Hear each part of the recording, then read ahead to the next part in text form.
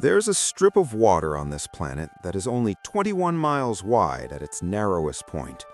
You've probably never seen it. You've probably never thought about it. And until about 5 minutes ago, you probably couldn't point to it on a map. But right now, that one little strip of water is why your gas costs more, why your groceries cost more, why your mortgage rate just went up, and why every economist on Earth looks like they haven't slept since February. It's called the Strait of Hormuz, and it is without question the most important 21 miles on Earth, not because of what's in it, but because of what moves through it and what happens when it stops. To understand why this tiny waterway can shake the entire global economy, you have to understand one number: 20%. 20% of all the world's oil passes through the Strait of Hormuz every day. Every single day. That's about 20 million barrels, enough oil to fill 1,250 Olympic swimming pools, moving through a channel that at its narrowest point is only 21 miles wide. And it's not just oil. About 25% of the world's seaborne oil trade and 20% of the world's liquefied natural gas passes through it, plus fertilizers, chemicals, metals. Basically, if it comes from the Gulf region, it goes through this one tiny choke point. And the countries that depend on it most? China gets a third of its oil through here. Japan gets 70% of its Middle Eastern oil through this strait. Europe gets 12 to 14% of its gas from here. And the US? Well, the US likes to say it's energy independent, which is technically true. But oil is a global commodity. And when global oil supply drops 20%, everybody feels it, including you, especially you. On February 28, 2026, the US and Israel launched airstrikes on Iran. And Iran did exactly what Iran had been threatening to do for decades. They closed the Strait of Hormuz. On March 4th, Iranian forces declared the strait closed, and just like that, 20% of the world's oil supply disappeared from the market overnight. Not slowed down, not reduced, gone. Tanker traffic through the Strait of Hormuz plunged from around 20 million barrels per day before the war to a trickle. Tanker traffic dropped first by about 70%, and over 150 ships anchored outside the strait to avoid risks. Soon afterwards, traffic dropped to about zero, and the moment that happened, oil prices did exactly what you'd expect when you remove 20% of global supply overnight. They went up. Brent crude surged past $120 per barrel, and analysts started throwing around a number that previously sounded impossible: $200 for 1 barrel of oil. Meet Sarah. Sarah lives in Ohio. She's never been to the Middle East. She couldn't find the Strait of Hormuz on a map if her life depended on it. But the Strait of Hormuz found Sarah just fine. Here's how. Sarah drives 30 miles to work every day. Before the war, she filled up her tank for about $55. After the war, that same tank costs her $80. That's $25 more every fill-up, every week, every month. But it's not just her gas tank. Sarah goes to the grocery store. Her grocery bill was $200 a week before. Now it's $240 because the Gulf region produces nearly half of the world's urea and 30% of ammonia, with about 1/3 of the world's fertilizer passing through the strait. No fertilizer through the strait means farmers pay more to grow food, which means the store pays more to stock it, which means Sarah pays more to buy it. Then Sarah's heating bill arrives, up 35% from last month. Then she checks her mortgage rate, up from last month too. The 30-year mortgage rate climbed to 6.38% in late March 2026. Sarah never heard of the Strait of Hormuz, but it reached all the way to Ohio and touched every single bill she pays. And Sarah is you. Because here's what most people don't realize. The Strait of Hormuz isn't just about oil.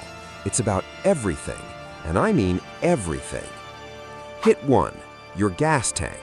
Gas prices hit $4 per gallon on March 31st, 2026, as the war caused a surge of 30% in gas prices. And that's with emergency oil reserves being released. Without that buffer, we're looking at $6 gas, maybe more. Hit 2, your grocery bill. Urea prices increased by 50% since the start of the war. Urea is the most widely used fertilizer on Earth. No urea means smaller harvests. Smaller harvests mean higher food prices. And this hits corn especially hard, the main feedstock for U.S. beef, poultry, and dairy. Your burger, your chicken sandwich, your milk, all getting more expensive because of a strait you'd never heard of. Hit 3, your heating bill.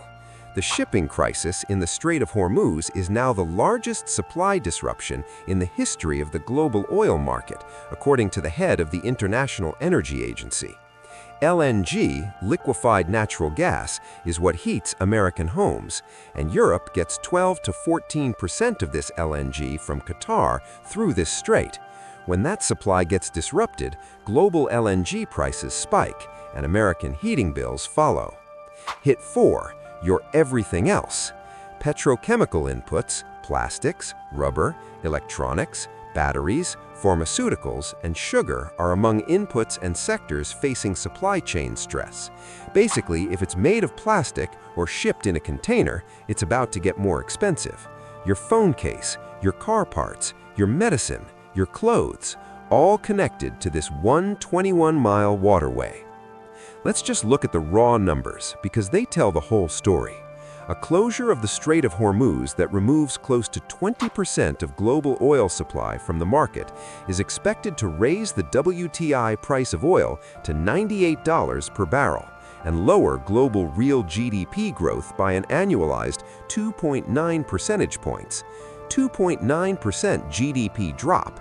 That's the difference between a growing economy and a recession. And if the closure lasts longer, if shipping resumes after 3 quarters, the oil price could reach as high as $132 per barrel by year-end. And the worst-case scenario that analysts are now openly discussing? $200 per barrel. $200 for 1 barrel of oil. At $200 oil, gas would cost somewhere around $8 per gallon. The average American drives 15,000 miles per year. At $8 gas, you're spending $4,000 more per year just on fuel. That's before groceries, before heating, before every other price that goes up when oil goes up. All of these factors will cascade through global supply chains, raising consumer prices across the board. We're not talking about inconvenience, we're talking about a permanent lifestyle downgrade for every American household. So where does this go? Because the ceasefire just happened, and markets celebrated. Stocks went up, oil came down slightly, everyone exhaled. But here's the thing about this ceasefire. It's 2 weeks. 2 weeks, and already it's falling apart. Iran has accepted a 2-week ceasefire with talks set to begin in Islamabad, mediated by Pakistan. But Israel says Lebanon isn't covered. Iran is still reportedly mining the strait, and Trump is saying military forces will stay until a real agreement is honored. This is not peace, this is a timeout. And there are really only 3 ways this actually ends. Scenario 1, the real deal. Talks in Islamabad succeed. Iran agrees to nuclear limits, sanctions get lifted. Strait fully opens, oil prices crash back down. Life slowly returns to normal. Most optimistic, least likely. Scenario 2, the long freeze. Ceasefire holds, but talks fail. Strait partially open, oil prices stay elevated for years. A permanently more expensive world becomes the new normal. Most likely scenario. Scenario 3, it breaks again. Ceasefire collapses. Iran closes the strait again. Oil goes to $150, maybe $200. Global recession triggered. The 1973 oil crisis, but bigger. Unlikely, but not impossible. And every day the ceasefire looks shakier, this scenario gets a little more likely. The Strait of Hormuz is 21 miles wide. Your commute to work is probably longer, but right now, that 21 miles is the most important geography on Earth. It's in your gas tank, it's in your grocery bill, it's in your mortgage rate. It's in every price you'll pay for the rest of this year and possibly longer. If you learned something today that CNN forgot to put in the headline, subscribe because every week I cover the financial stories that actually move your money. No agenda, no noise, just the 21 miles that somehow controls your entire wallet. Drop in the comments, do you think this ceasefire holds? I'll reply to every comment in the first hour. See you next week.